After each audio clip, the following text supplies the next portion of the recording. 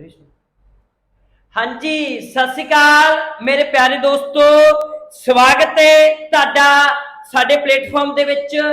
जिवें कि आपां CDP दी क्लासां स्टार्ट कीतियां होईयां सी, ओह क्लासां नूं अगे कंटिन्यू करते हुए अज असी CDP दा चैप्टर पढ़न जा रहे हैं, स्टेजेस ऑफ डेवलपमेंट। इस तो पहला जिवें कि मैं दस्सिया मेरे प्यारे विद्यार्थियों, इस तो पहला असी हिस्टरी ऑफ साइकोलॉजी असी पढ़ चुके हैं कि हिस्टरी की रही साइकोलॉजी की। जिवें कि असी वेखिया सी कि हिस्टरी जिहड़ी साइकोलॉजी की जो असी पढ़ी, साइकोलॉजी असी सोल की स्टडी तो स्टार्ट किया ते अज दे समय दे विच जिहड़ा मीनिंग सी बिहेवियर और स्टडी तक पहुंचे। उस तो बाद असी स्कूल ऑफ साइकोलॉजी पढ़े। इस तो बाद अगे जाके असी पढ़िया कि एजुकेशन साइकोलॉजी की आ प्लस CDP की आ। तो जिवें कि CDP ते एजुकेशन साइकोलॉजी किस तरीके नाल साइकोलॉजी दे विचों निकलिया, यह भी असी पढ़िया। इस तो बाद अगे जांदे होए असी जदों CDP नूं पढ़ना स्टार्ट किया तां असी जिहड़ा चाइल्ड डिवेलपमेंट नूं समझण दी कोशिश कीती, डिवेलपमेंट दी डेफिनेशन नूं पढ़िया, डिवेलपमेंट दे नाल नाल असी ग्रोथ नूं पढ़िया, फिर असी ग्रोथ ते डिवेलपमेंट दे विच फर्क पढ़िया ते इसे तरीके नाल अगे पहुंचदे होए टाइप ऑफ डिवेलपमेंट किहड़े डिवेलपमेंट दे टाइप सी, जिवें कि फिजिकल टाइप सी, फिजिकल डिवेलपमेंट सी, सोशल डिवेलपमेंट सी, कॉग्निटिव डिवेलपमेंट सी, इमोशनल डिवेलपमेंट सी, नॉर्मल डिवेलपमेंट सी।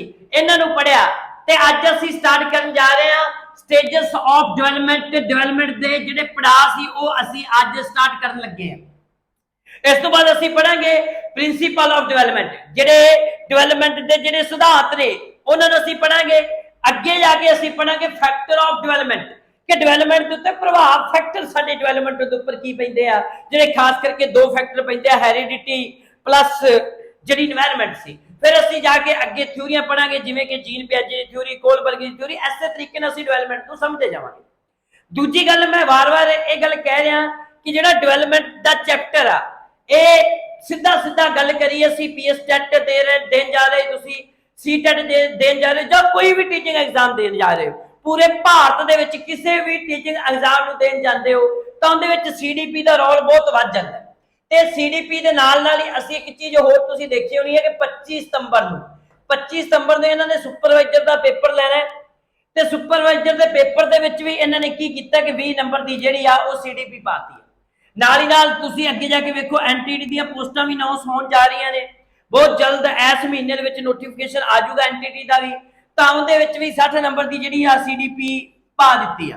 तां जिहड़ा CDP वाला चैप्टर आ इह किसी भी तरह भावें तुसी PS टेट कर रहे हो, PS टेट भावें 1 आ भावें 2 आ, CTET कर रहे हो, CTET तो बाद तुसी NTT कर रहे हो, ठीक है जी, NTT तो बाद तुसी HTET कर रहे हो, HTET तो बाद तुसी सुपरवाइजर, ठीक है, जे तुसी सुपरवाइजर दा जिहड़ा पेपर देन जा रहे हो तां किसी भी तरह की जिहड़ी तुसी तैयारी कर रहे हो सारिਆਂ दे लई जिहड़ा CDP आ वो बड़ा इंपोर्टेंट बन जाता है। और सब तो वड्डी गल जिहड़ा अज असी चैप्टर पढ़न जा रहे हैं, अज असी चैप्टर पढ़न जा रहे हैं स्टेजेस ऑफ डेवलपमेंट, डेवलपमेंट दे पड़ाव। इनदी जिहड़ी इंपोर्टेंस आ वो बहुत ज्यादा है। जदों भी कोई भी तुसी पेपर दो, मान के चलो तुसी PTET देन जाना है तां PTET दे विच इह गल क्लीयर आ कि 2 क्वेश्चन इहदे विचों देखण नूं मिलणगे। तां स्टेजेस नूं असी समझांगे। सब तो पहली गल तां असी है कि डेवलपमेंट दीयां स्टेजेस जिहड़ियां हैगियां ने, असी वैसे तां स्टेजेस बहुत सारे भागां विच वंडियां जांदियां ने, पर असी वो स्टेजेस पढ़नियां डेवलपमेंट दीयां जिहड़ियां खास करके सानूं काम दिंदियां ने। जिवें कि असी गल करिए कि डेवलपमेंट दी असी 5 स्टेजेस नूं मुख्य तौर ते पढ़दे हां। प्री नैटल स्टेज जिहनूं असी गर्भ अवस्था कहने आ, जिहड़ी कहण दा मतलब बिफोर बर्थ 9 महीने, बिफोर बर्थ मीनिंग साडे जन्म तो पहला दी 9 महीने, जदों असी पैदा भी नहीं होए, साडे पैदा होण तो पहला, साडे जन्म तो पहला असी 9 महीने मां दी पेट चुनने आ, जिन्हों असी की कहने आ प्री नैटल स्टेज, ठीक है। जदों असी प्रैगनेंसी दे पीरियड दे विच हुंदे आ तां प्रैगनेंसी दे पीरियड दे विच भी साडी डेवलपमेंट हुंदी आ, उदों भी असी विकास करदे आ।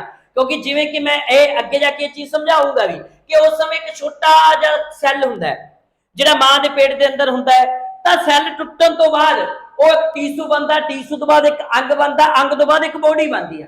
तां असी जिवें कि एक छोटे जिहे सैल तो बाद एक पूरा शरीर जिहड़ा असी गल करिए कि पूरा एक शरीर दा शरीर बन जांदा, जिहड़ा 18 तो असी गल करदे कि जिहड़ा दूजे 14 तो 15 इंच दा एक शरीर ही बन जाता है। तां वो अगे जाके असी समझांगे कि जदों साडी परसैप्शन जिहड़ा साडी ਜਿਹੜਾ ਪ੍ਰੈਗਨੈਂਸੀ ਪੀਰੀਅਡ ਦੇ ਵਿੱਚ ਜਿਵੇਂ ਅਸੀਂ ਵਿਕਾਸ ਕਰਦੇ ਹਾਂ, ਤਾਂ ਇਹ ਸਾਡੀ ਪਹਿਲੀ ਸਟੇਜ ਹੈ ਡਿਵੈਲਪਮੈਂਟ ਦੀ, ਜਿਹਨੂੰ ਅਸੀਂ ਪ੍ਰੀਨੈਟਲ ਪੀਰੀਅਡ ਕਹਿੰਦੇ ਹਾਂ, ਜਿਹੜਾ ਬਿਫੋਰ ਬਰਥ 9 ਮੰਥ ਦਾ ਹੁੰਦਾ ਹੈ। ਠੀਕ ਹੈ ਜੀ। ਦੂਜੀ ਗੱਲ ਅਸੀਂ ਕਹੀਏ ਇਹਨੂੰ ਅਸੀਂ ਗਰਭ ਅਵਸਥਾ ਕਹਿੰਦੇ ਆ, ਜਿਹੜੀ 9 ਮਹੀਨੇ ਪਹਿਲਾਂ ਜਨਮ ਤੋਂ ਪਹਿਲਾਂ ਚੱਲਦੀ ਆ।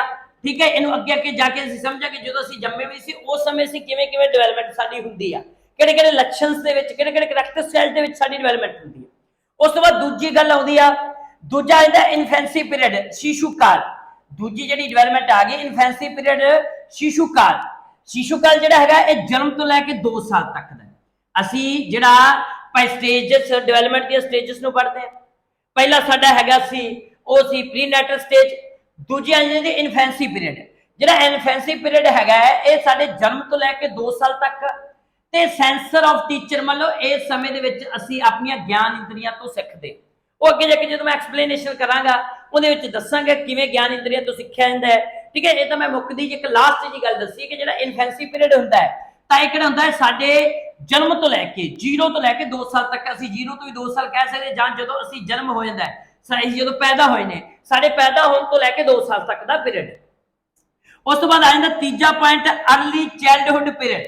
ਜਿਹੜਾ ਅਰਲੀ ਚਾਈਲਡਹੁੱਡ ਆ ਜਿਹਨੂੰ ਮੁੱਢਲੀ ਬਾਲ ਅਵਸਥਾ ਅਸੀਂ ਪੰਜਾਬੀ ਦੇ ਵਿੱਚ ਕਹਿੰਦੇ ਆ, ਇਹ ਹੈਗੀ ਆ 2 ਤੋਂ 6 ਸਾਲ। ਚਲੋ ਕਈ ਵਾਰੀ ਇਹ ਚੀਜ਼ ਵੀ ਪੁੱਛ ਲਿਆ ਜਾਂਦਾ, 3 ਤੋਂ 6 ਸਾਲ ਵੀ ਅਸੀਂ ਕਹਿ ਦਿੰਦੇ, ਕੋਈ ਇਹਨੇ ਕਨਫਿਊਜ਼ਨ ਹੋਣ ਦੀ ਲੋੜ ਨਹੀਂ।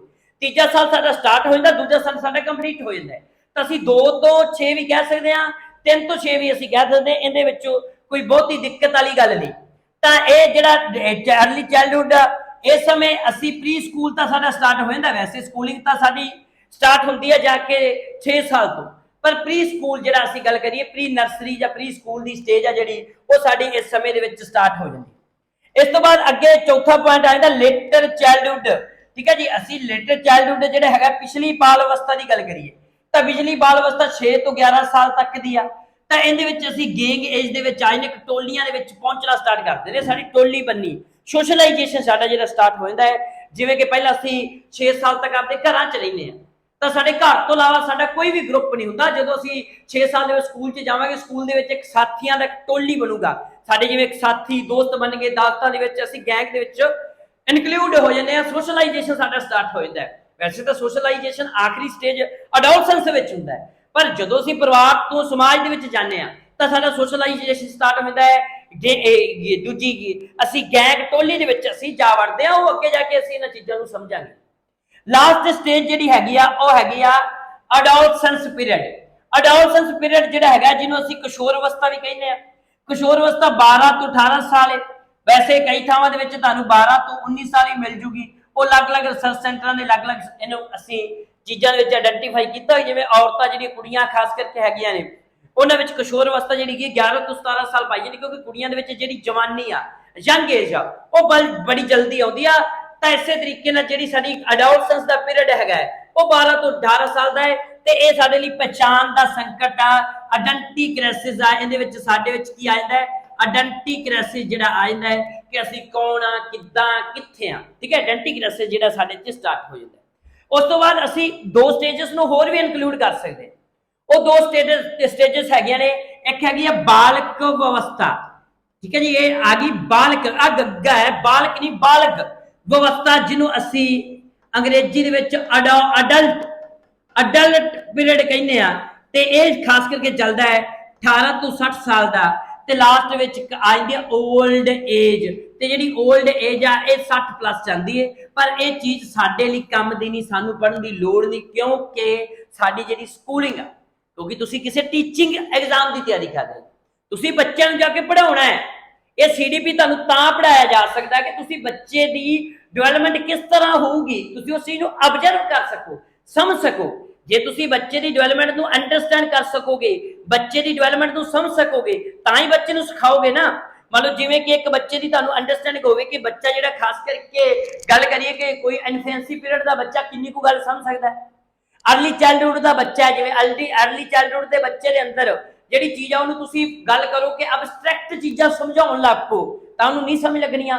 ਉਹਨੂੰ ਉਹ ਚੀਜ਼ਾਂ ਕੰਕਰੀਟ ਚੀਜ਼ਾਂ ਸਮਝਾਉਣੀਆਂ ਪਊਗਾ ਜਿਹੜੀਆਂ ਤੁਹਾਡੇ ਸਾਹਮਣੇ ਪਈਆਂ ਨੇ। ਜਿਹੜੀਆਂ ਕਦੇ ਹਾਈਪੋਥੀਸਿਸ ਚੀਜ਼ਾਂ ਸਿਖਾਓਗੇ ਤਾਂ ਨਹੀਂ ਸਮਝ ਆਉਣੀਆਂ।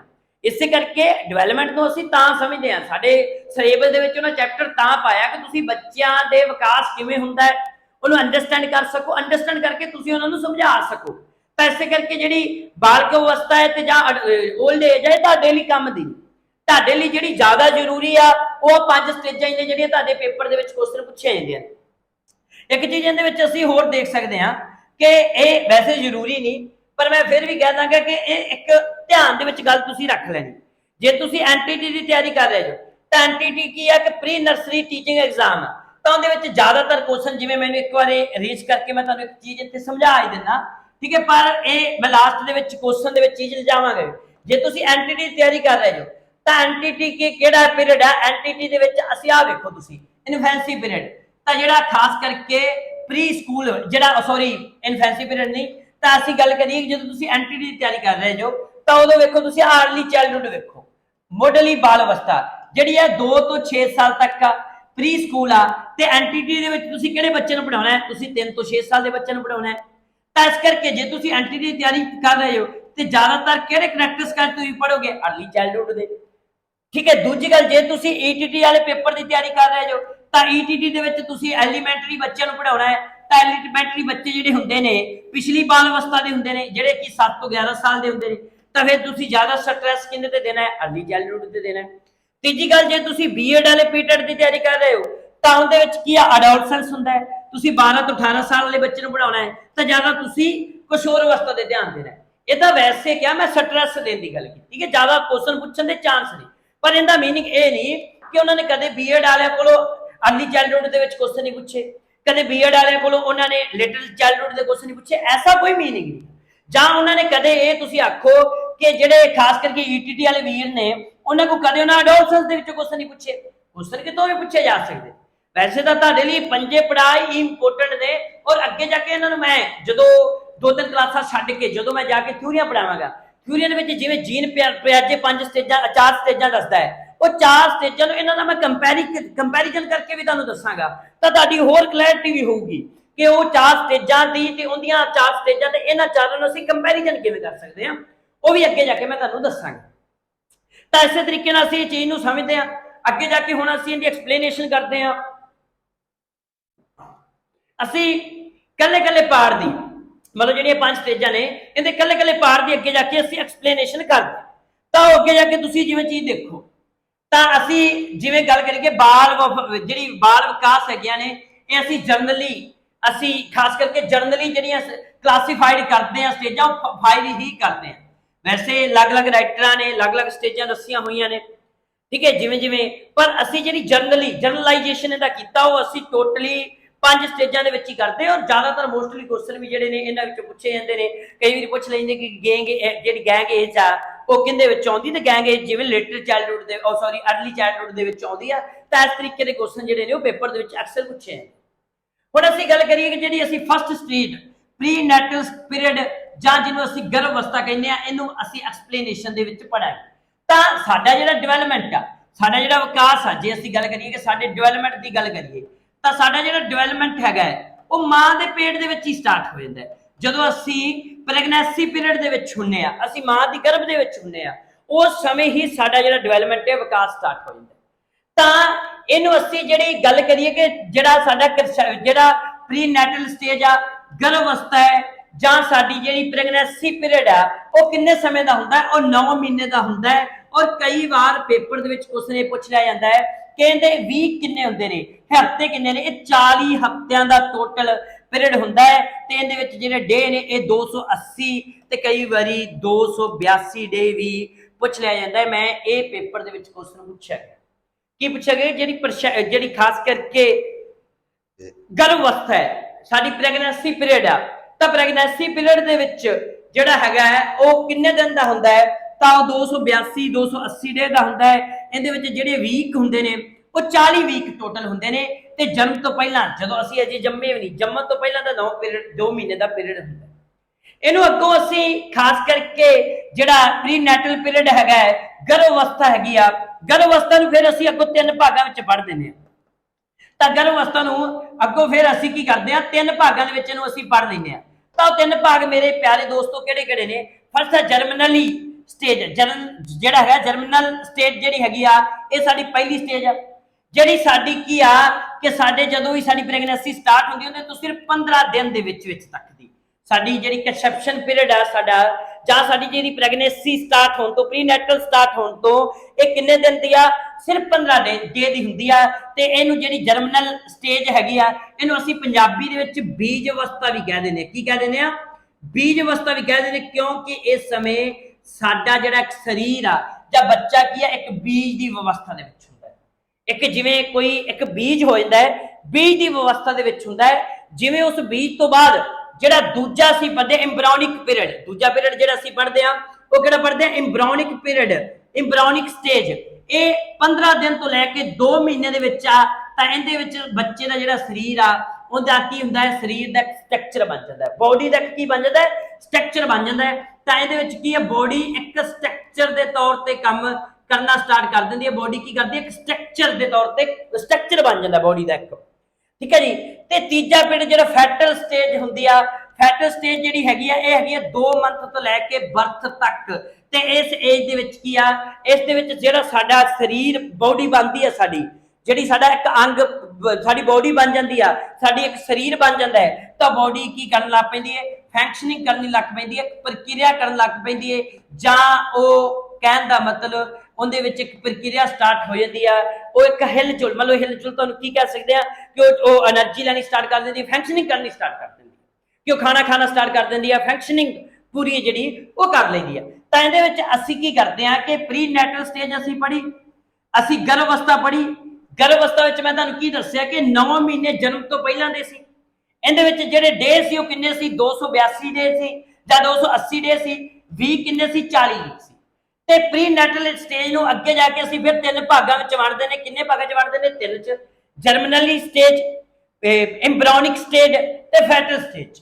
ਜਿਹੜੀ ਜਰਮਨਲੀ ਸਟੇਜ ਆ ਇਹ ਹੈਗੀ ਆ ਸਾਡੀ ਜਿਹੜੀ ਪ੍ਰੈਗਨੈਂਸੀ ਤੋਂ 15 ਦਿਨ, ਸਿਰਫ 15 ਦਿਨ, ਜਦੋਂ ਕਿ ਬੱਚੇ ਦਾ ਇੱਕ ਬੀਜ ਅਵਸਥਾ ਦੇ ਵਿੱਚ ਹੁੰਦਾ, ਬੱਚਾ ਇੱਕ ਬੀਜ ਦੇ ਤੌਰ ਤੇ ਤਿਆਰ ਹੁੰਦਾ ਹੈ। ਦੂਜਾ ਇੰਬਰਾਇਨਿਕ ਸਟੇਜ ਜਿਹੜੀ ਹੈਗੀ ਆ ਇਹ ਹੈਗੀ ਆ 15 ਡੇ ਤੋਂ ਲੈ ਕੇ 2 ਮੰਥ ਤੱਕ, ਜਿਹਦੇ ਵਿੱਚ ਕੀ ਹੈ? ਬੋਡੀ ਦਾ ਇੱਕ ਸਟਰਕਚਰ ਤਿਆਰ ਹੁੰਦਾ, ਸਿਰਜਣਾ ਸਟਾਰਟ ਹੁੰਦੀ ਹੈ। ਬੋਡੀ ਕੀ ਹੈ? ਇੱਕ ਸਟਰਕਚਰ ਦੇ ਵਿੱਚ ਆਉਂਦੀ ਆ। ਤੇ ਤੀਜੇ ਵਿੱਚ ਬੋਡੀ ਜਿਹੜੀ ਆ ਉਹ ਇੱਕ ਫੰਕਸ਼ਨਿੰਗ ਕਰਨੀ ਸਟਾਰਟ ਕਰ ਦਿੰਦੀ ਆ। ਤਾਂ ਜਿਹੜੀ ਫੰਕਸ਼ਨਿੰਗ ਕਰਨੀ ਬੋਡੀ ਸਟਾਰਟ ਕਰਦੀ ਆ ਉਹ ਫੈਟਲ ਸਟੇਜ ਦੇ ਵਿੱਚ ਆ। ਇਹ 2 ਮੰਥ ਤੋਂ ਲੈ ਕੇ ਸਾਡੇ ਜਨਮ ਤੱਕ 9 ਮਹੀਨੇ ਤੱਕ ਆ। ਇਹ ਸਾਡਾ ਸੀ ਫਸਟ ਸਟੇਜ, ਜਿਹਦੇ ਵਿੱਚੋਂ ਕੁਐਸਚਨ ਅਕਸਰ ਪੇਪਰ ਦੇ ਵਿੱਚ ਪੁੱਛੇ ਜਾਂਦੇ ਨੇ, ਠੀਕ ਹੈ। ਇਹਨੂੰ ਅਸੀਂ ਬੜੀ ਚੰਗੀ ਤਰ੍ਹਾਂ ਸਮਝਣ ਦੀ ਜਿਹੜੀ ਆ ਉਹ ਕੋਸ਼ਿਸ਼ ਕੀਤੀ। ਇਸ ਤੋਂ ਬਾਅਦ ਅੱਗੇ ਆ ਜਾਂਦਾ ਹੈ ਇਨਫੈਂਸੀ ਪੀਰੀਅਡ, ਸ਼ਿਸ਼ੂ ਕਾਲ ਅਵਸਥਾ। ਵੈਰੀ ਵੈਰੀ ਇੰਪੋਰਟੈਂਟ ਜਿਹੜੀ ਹੈਗਾ ਹੈ ਇਹ ਟੌਪਿਕ ਬਣ ਜਾਂਦਾ, ਵੈਰੀ ਇੰਪੋਰਟੈਂਟ ਟੌਪਿਕ। ਸ਼ਿਸ਼ੂ ਕਾਲ ਜਿਹਨੂੰ ਅਸੀਂ ਕਹਿ ਦਿੰਦੇ ਆ ਇਨਫੈਂਸੀ ਪੀਰੀਅਡ ਜਿਹੜੀ ਕਹਿ ਦਿੰਦੇ ਆ, ਇਹ ਹੈਗੀ ਆ ਸਾਡੇ ਜਨਮ ਤੋਂ, ਜਦੋਂ ਸਾਡਾ ਜਨਮ ਹੋ ਜਾਂਦਾ ਹੈ, ਜਨਮ ਤੋਂ 2 ਸਾਲ ਏਜ ਤੱਕ ਦੀ ਜਿਹੜੀ ਪੀਰੀਅਡ ਆ ਇਹ ਇਸ ਪੀਰੀਅਡ ਦੇ ਵਿੱਚ ਅਸੀਂ ਆਉਣੇ ਆ। ਤਾਂ ਇਸ ਪੀਰੀਅਡ ਦੀ ਜਿਹੜੀ ਸਭ ਤੋਂ ਵੱਡੀ ਖਾਸੀਅਤ ਆ, ਇਸ ਪੀਰੀਅਡ ਦੀ ਅਸੀਂ ਖਾਸੀਅਤ ਕਰੀਏ ਤਾਂ ਇਸ ਪੀਰੀਅਡ ਦੇ ਵਿੱਚ ਇੱਕ ਗੱਲ ਤੁਸੀਂ ਧਿਆਨ ਦੇ ਵਿੱਚ ਰੱਖਿਆ ਕਰੋ, ਜਿਹੜਾ ਸਾਡਾ ਸਰੀਰ ਦਾ, ਇੱਥੇ ਮੈਂ 2-3 ਚੀਜ਼ਾਂ ਜਿਹੜੀਆਂ ਨੇ ਉਹ ਇਹਦੇ ਵਿੱਚ ਇਨਕਲੂਡ ਕਰ ਦਿੰਦਾ। ਬਾਕੀ ਤੁਹਾਡੀਆਂ ਸਾਰੀਆਂ ਚੀਜ਼ਾਂ ਸਲਾਈਡ ਦੇ ਵਿੱਚ ਬਹੁਤ ਸੋਹਣੇ ਤਰੀਕੇ ਨਾਲ ਲਿਖੀਆਂ ਗਈਆਂ ਨੇ, ਬਹੁਤ ਸੋਹਣੇ ਤੱਕ ਤਰੀਕੇ ਨਾਲ ਅਸੀਂ ਟ੍ਰਾਂਸਲੇਟ ਕਰਕੇ ਹਰ ਲਾਈਨ ਜਿਹੜੀ ਆ ਤੁਹਾਨੂੰ ਅੰਗਰੇਜ਼ੀ 'ਚ ਦਿੱਤੀ ਜਾ ਰਹੀ ਆ, ਹਰ ਲਾਈਨ ਤੁਹਾਨੂੰ ਪੰਜਾਬੀ ਦੇ ਵਿੱਚ ਦਿੱਤੀ ਜਾ ਰਹੀ ਆ। ਜਿਹੜੇ ਬੱਚਿਆਂ ਨੂੰ ਇੰਗਲਿਸ਼ ਦੇ ਵਿੱਚੋਂ ਪ੍ਰੋਬਲਮ ਆ ਤਾਂ ਉਹ ਸਾਈਕੋਲੋਜੀ ਨੂੰ ਪੰਜਾਬੀ ਦੇ ਵਿੱਚ ਪੜ੍ਹ ਸਕਦੇ ਆ। ਤੇ ਜੇ ਵੈਸੇ ਤਾਂ ਸਾਈਕੋਲੋਜੀ ਜੇ ਤੁਸੀਂ ਚੰਗੀ ਤਰ੍ਹਾਂ ਪੜ੍ਹਨਾ ਚਾਹੁੰਦੇ ਹੋ, ਵਧੀਆ ਤਰੀਕੇ ਨਾਲ ਪੜ੍ਹਨਾ ਚਾਹੁੰਦੇ ਹੋ, ਤੁਸੀਂ ਅੰਗਰੇਜ਼ੀ 'ਚ ਹੀ ਪੜ੍ਹੋ।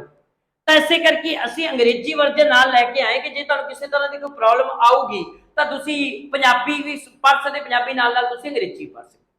ਤਾਂ ਜਦੋਂ ਅਸੀਂ ਇਨਫੈਂਸੀ ਪੀਰੀਅਡ ਦੀ ਗੱਲ ਕਰਦੇ ਹਾਂ, ਸ਼ਿਸ਼ੂ ਕਾਲ ਦੀ ਸਟਾਰਟ ਕਰਦੇ, ਜਿਹੜੀ ਜਨਮ ਤੋਂ 2 ਸਾਲ ਤੱਕ ਚੱਲਦੀ, ਇਹਦੇ ਵਿੱਚ ਸਭ ਤੋਂ ਫਸਟ ਗੱਲ ਇੱਕ ਕੁਐਸਚਨ ਦੇ ਵਿੱਚ ਪੁੱਛਿਆ ਜਾਂਦਾ ਹੈ ਕਿ ਇਹਦੇ ਵਿੱਚ ਜਿਹੜੀ ਗੱਲ ਕਰੀਏ ਅਸੀਂ 2 ਚੀਜ਼ਾਂ, ਅਸੀਂ ਗੱਲ ਕਰੀਏ ਕਿ ਪੈਰ ਤੇ ਸਿਰ ਦੇ ਵਿੱਚੋਂ ਜਿਹੜਾ ਸਿਰ ਆ ਨਾ, ਖਾਸ ਕਰਕੇ ਜਦੋਂ ਤੁਸੀਂ ਬੱਚਾ ਵੇਖੋਗੇ, ਛੋਟਾ ਜਿਹਾ ਬੱਚਾ ਜਦੋਂ ਪੈਦਾ ਹੁੰਦਾ ਘਰ ਦੇ ਵਿੱਚ, ਬੱਚਾ ਸਭ ਤੋਂ ਪਹਿਲਾਂ ਸਿਰ ਚੁੱਕਣਾ ਸਟਾਰਟ ਕਰਦਾ। ਉਹ ਧੌਣ ਜਿਹੜਾ ਉੱਪਰਲਾ ਪਾਰਟ ਹੈਡ ਉਹ ਕਾਮਯਾਬ ਹੁੰਦਾ ਹੈ, ਕਿਉਂਕਿ ਬੱਚਾ ਪਹਿਲਾਂ ਆਪਣੇ ਸਿਰ ਨੂੰ ਆਪਣੀ ਧੌਣ ਨੂੰ ਸੰਭਾਲਣਾ ਸਟਾਰਟ ਕਰਦਾ ਹੈ, ਫਿਰ ਬੈਠਣਾ ਸਟਾਰਟ ਕਰਦਾ, ਕਿਉਂਕਿ ਉਹਦਾ ਜਿਹੜਾ ਡਿਵੈਲਪਮੈਂਟ ਆ ਉਹ ਸਿਰ ਤੋਂ ਪੈਰ ਵੱਲ ਜਾਂਦਾ ਹੈ, ਪੈਰਾਂ ਨੂੰ ਬਾਅਦ ਦੇ ਵਿੱਚ ਸਾਂਭਦਾ ਹੈ। ਤਾਂ ਉਹਦੇ ਵਿੱਚ ਅਸੀਂ ਇੱਕ ਚੀਜ਼ ਵੇਖਦੇ ਕਿ ਇਹਦੇ ਵਿੱਚ ਜਿਹੜੀ ਸਾਡਾ ਹੈਡ ਹੈਗਾ, ਪੂਰੇ ਸਰੀਰ ਦਾ ਹੈਡ, ਜਿਹੜਾ ਹੈਡ ਏ, ਕੱਲਾ ਹੈਡ, ਸਾਡਾ ਇਕੱਲਾ ਸਿਰ ਆ, ਪੂਰੇ ਸਰੀਰ ਦਾ 1/4 ਭਾਗ ਹੁੰਦਾ ਹੈ। ਚੌਥਾ ਭਾਗ ਜਿਹੜਾ ਹੁੰਦਾ ਹੈ ਕੱਲਾ ਜਦੋਂ ਸਰੀਰ ਦੇ ਟੋਟਲ weight ਦਾ, ਸਾਡੇ ਸਰੀਰ ਦਾ ਜਿੰਨਾ ਵੀ ਟੋਟਲ weight ਆ ਜਾਂ ਸਾਡੇ ਸਰੀਰ ਦਾ ਜਿੰਨਾ ਵੀ ਟੋਟਲ ਸਾਈਜ਼ ਆ, ਉਹਦਾ 1/4 ਚੌਥਾ ਭਾਗ ਕੱਲੇ ਹੈਡ ਦਾ ਹੁੰਦਾ, ਕਿਉਂਕਿ ਬੱਚਾ ਹੈਡ ਤੋਂ ਡਿਵੈਲਪਮੈਂਟ ਆਦੀ ਸਟਾਰਟ ਕਰਦਾ ਹੈ, ਵਿਕਾਸ ਸਟਾਰਟ ਕਰਦਾ ਹੈ। ਤੇ ਇਸ ਸਮੇਂ ਦੇ ਵਿੱਚ ਸਾਡਾ ਜਿਹੜਾ ਬ੍ਰੇਨ ਆ, ਠੀਕ ਹੈ, ਇਹਦੀ ਗੱਲ ਕਰੀਏ ਬ੍ਰੇਨ ਦੀ ਵੀ, ਜਿਹੜਾ ਬ੍ਰੇਨ ਦਾ ਜਿਹੜਾ ਅਸੀਂ ਇਹ weight ਦੀ ਗੱਲ ਕਰੀਏ 350 ਗ੍ਰਾਮ ਜਿਹੜਾ ਹੈਗਾ 350 ਗ੍ਰਾਮ ਜਿਹੜਾ ਹੈਗਾ ਉਹ ਸਾਡੇ ਬ੍ਰੇਨ ਦਾ weight ਹੁੰਦਾ ਹੈ ਇਸ ਸਮੇਂ ਦੇ ਵਿੱਚ। ਇਹ ਰੀਡ ਦੇ ਪੇਪਰ ਦੇ ਵਿੱਚ ਇੱਕ ਵਾਰ ਕੁਐਸਚਨ ਪੁੱਛਿਆ ਗਿਆ ਸੀ, ਉਹ ਅੱਗੇ ਜਾ ਕੇ ਮੈਂ ਇਹ ਚੀਜ਼ ਨੂੰ ਅੱਗੇ ਜਾ ਕੇ ਹੋਰ ਜਦੋਂ ਪ੍ਰਿੰਸੀਪਲ ਸਮਝਾਵਾਂਗਾ ਉਹਦੇ ਵਿੱਚ ਵੀ ਚੰਗੀ ਤਰ੍ਹਾਂ ਸਮਝਾਵਾਂਗਾ। ਔਰ ਆਹ ਕੁਐਸਚਨ ਕਈ ਵਾਰੀ ਪੇਪਰ 'ਚ ਪੁੱਛਿਆ ਜਾਂਦਾ ਹੈ ਕਿ ਉਸ ਸਮੇਂ ਇਹ ਪੁੱਛਿਆ ਜੀ ਇਨਫੈਂਸੀ ਪੀਰੀਅਡ ਦੇ ਵਿੱਚ ਸਾਡਾ ਜਿਹੜਾ ਖਾਸ ਕਰਕੇ ਸਭ ਤੋਂ ਸਟਰੋਂਗ ਪਾਰਟ, ਸਭ ਤੋਂ ਵੱਧ weight ਵਾਲਾ ਪਾਰਟ ਕਿਹੜਾ ਹੈ, ਉਹ ਹੈਡ ਹੁੰਦਾ ਹੈ। ਹੈਡ ਜਿਹੜਾ ਹੁੰਦਾ ਉਹ 1/4 ਭਾਗ ਹੁੰਦਾ ਹੈ ਸਾਡੇ ਸਰੀਰ ਦਾ, ਕਿਉਂਕਿ ਸਾਡੀ ਜਿਹੜੀ ਡਿਵੈਲਪਮੈਂਟ ਆ ਉਹ ਹੈਡ ਤੋਂ ਪੈਰ ਵੱਲ ਜਾਂਦੀ ਹੈ, ਪੁੱਟ ਵੱਲ ਜਾਂਦੀ ਹੈ, ਪੈਰ ਵੱਲ ਜਾਂਦੀ ਹੈ। ਤਾਂ ਇਹ ਗੱਲ ਤੁਸੀਂ ਪਹਿਲੀ ਸਮਝ ਗਏ ਹੋਗੇ। ਦੂਜੀ ਗੱਲ ਇਹ ਹੈਗੀ ਆ, ਇਸ ਏਜ ਦੇ ਵਿੱਚ ਬੱਚਾ ਸੈਂਸਰੀ ਦੁਆਰਾ, ਸੈਂਸ ਆਫ ਟੀਚਰ, ਬੱਚਾ ਜਿਹੜਾ ਹੈਗਾ ਹੈ ਉਹ ਆਪਣੀਆਂ ਇੰਦਰੀਆਂ ਦੁਆਰਾ ਸਿੱਖਦਾ ਹੈ। ਬੱਚਾ ਕਿਹਦੇ ਦੁਆਰਾ ਸਿੱਖਦਾ ਹੈ? ਆਪਣੀਆਂ ਇੰਦਰੀਆਂ ਦੁਆਰਾ ਸਿੱਖਦਾ ਹੈ। ਬੱਚੇ ਦਾ ਜਿਹੜਾ ਟੀਚਰ ਹੁੰਦਾ ਹੈ ਉਹਦੀਆਂ ਇੰਦਰੀਆਂ ਹੁੰਦੀਆਂ, ਜੋ ਵੀ ਚੀਜ਼ ਉਹਨੇ ਕਰਨੀ। ਕਿਉਂਕਿ ਬੱਚੇ ਨੇ, ਜੇ ਇੱਕ ਗੱਲ ਕਰੀਏ ਕਿ ਤੁਹਾਡੇ ਸਾਹਮਣੇ ਇੱਕ ਗਰਮ ਗਲਾਸ ਪਿਆ ਹੈ, ਗਰਮ ਗਲਾਸ ਦੇ ਵਿੱਚੋਂ ਧੂੰਆਂ ਨਿਕਲ ਰਿਹਾ ਹੈ, ਤੁਸੀਂ ਇਸ ਟਾਈਮ ਜੋ ਵੀ ਪੜ੍ਹ ਰਹੇ ਹੋ, ਖਾਸ ਕਰਕੇ ਸਾਰੇ ਤੁਸੀਂ ਅਡਲਟ ਦੇ ਵਿੱਚ ਹੋਗੇ, 20+ ਹੋਗੇ ਤੁਸੀਂ ਜਦੋਂ ਵੀ ਤੁਹਾਡੇ ਸਾਹਮਣੇ ਇੱਕ ਗਲਾਸ ਪਿਆ ਪਾਣੀ ਦਾ, ਗਲਾਸ ਪਾਣੀ ਦੇ ਵਿੱਚੋਂ ਕੀ ਹੋ ਰਿਹਾ ਹੈ? ਧੂੰਆਂ ਨਿਕਲ ਰਿਹਾ ਹੈ, ਤੇ ਤੁਸੀਂ ਇਹ ਚੀਜ਼ ਸਿੱਖ ਲੋਗੇ ਕਿ ਇਹ ਗਲਾਸ ਕੀ ਹੈ? ਗਰਮ ਆ। ਪਰ ਬੱਚਾ ਇਸ ਤਰੀਕੇ ਦੀ ਚੀਜ਼ ਨਹੀਂ ਸਿੱਖੂਗਾ। ਬੱਚਾ ਜੇ ਉਹ ਕੁਝ ਵੀ ਸਿੱਖੂਗਾ ਆਪਣੀ ਸੈਂਸਰੀ ਸਿੱਖੂਗਾ। ਉਹ ਜਾ ਕੇ ਗਲਾਸ ਨੂੰ ਕੀ ਕਰੇਗਾ? ਟੱਚ ਕਰੇਗਾ, ਤੇ ਜਦੋਂ ਟੱਚ ਕਰੇਗਾ ਤਾਂ ਉਹਦੇ ਸਰੀਰ ਨੂੰ ਕੀ ਗਰਮ ਲੱਗੇਗਾ, ਤਾਂ ਉਹਨੂੰ ਇਸ ਚੀਜ਼ ਦਾ ਗਿਆਨ ਹੋਊਗਾ ਗਲਾਸ ਗਰਮ। ਇਸੇ ਕਰਕੇ ਬੱਚਾ ਜੋ ਵੀ ਸਿੱਖੂਗਾ ਆਪਣੀ ਗਿਆਨ ਇੰਦਰੀਆਂ ਤੋਂ ਸਿੱਖੇਗਾ, ਆਪਣੀ ਸੈਂਸਰ ਤੋਂ ਸਿੱਖੇਗਾ, ਟੱਚ ਕਰਕੇ ਸਿੱਖੇਗਾ, ਸੈਂਸਰ ਤੋਂ ਟੱਚ ਕਰਕੇ।